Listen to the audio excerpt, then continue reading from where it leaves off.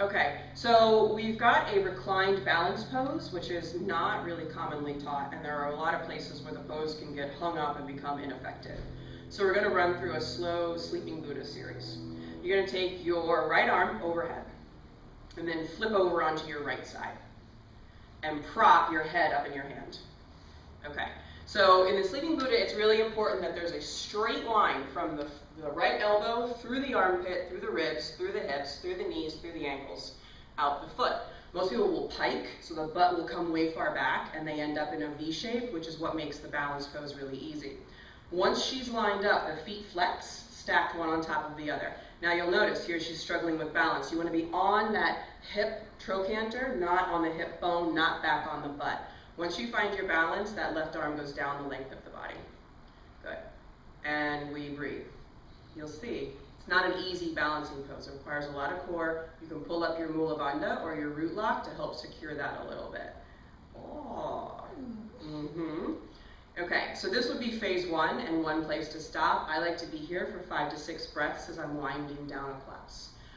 But if we're going to add it into a series, we'll take the top leg and put the sole of the foot on the inner thigh, just like a tree pose. Just like a tree pose. And that actually gives you a bit more support because you're using the pressure of the foot to ground that leg, and you fall back a bit into the buttock, which gives you a little bit more area to balance on. Left hand rests on the top of the knee.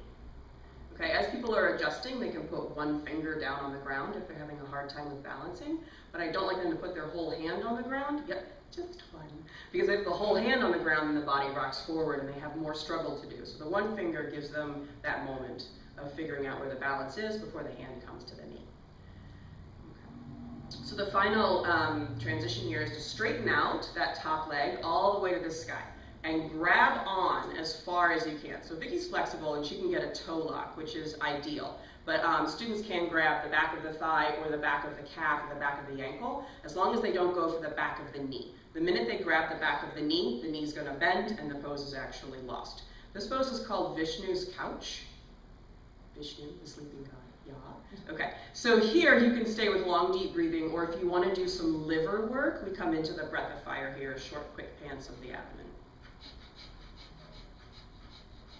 And if we're doing liver work, then we like to stay here for at least 2 minutes, maybe 3. And then to get out, we release the toe and take the legs down straight, like a scissor, returning to Sleeping Buddha.